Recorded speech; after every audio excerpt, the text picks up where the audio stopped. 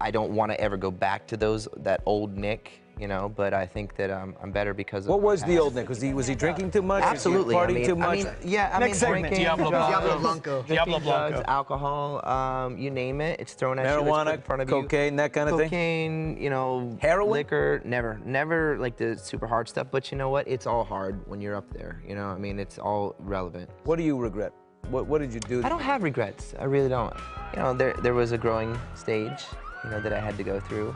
You know, just like Bieber and all these other kids out there, you know, I didn't listen to anyone. Being a teenager, growing up in this business, sometimes you don't know where you're gonna end up. Nick Carter coming out on the other side after an over 10-year battle with drinking and drugs. Nick finally decided to get clean after he was diagnosed with cardiomyopathy, a weakening of the heart muscle in 2008. It was a result from, you know, my heart actually enlarged and it was swollen due to over excessive alcohol abuse.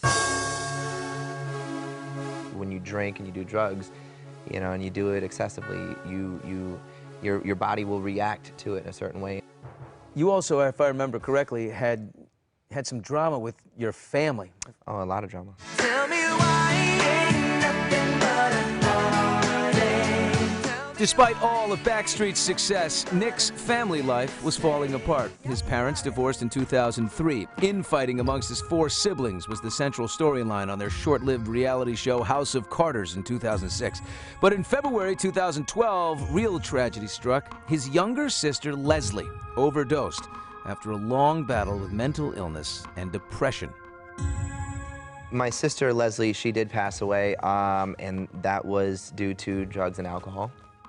And so I am directly affected by it, which is why I decided to write a self-help book. See, with all the stuff that I had been going through with my family, and I always am going to love my family, but in some strange way, they are more of a family than mine has been to me over the years.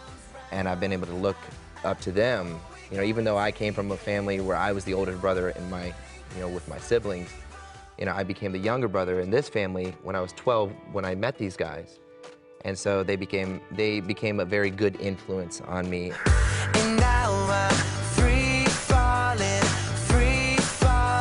in your eyes. 20 years later, the Backstreet Men are back with a new album in a world like this and a new tour. And Nick's personal life has taken a turn for the better, too.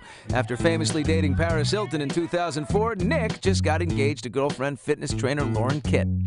I always said through the years, I'm never gonna get married. You know, I even told her when I met her, I was like, just so you know, we're not getting married. 4 years later, I'm like madly in love with someone, and so I'm like, okay, I gotta go big or go home. So went out on my boat. I honestly had this ring. What'd you say, man? I had this ring in my pocket. It was stressing me out for 2 weeks, trying to make something magical happen. I said, here, just take it.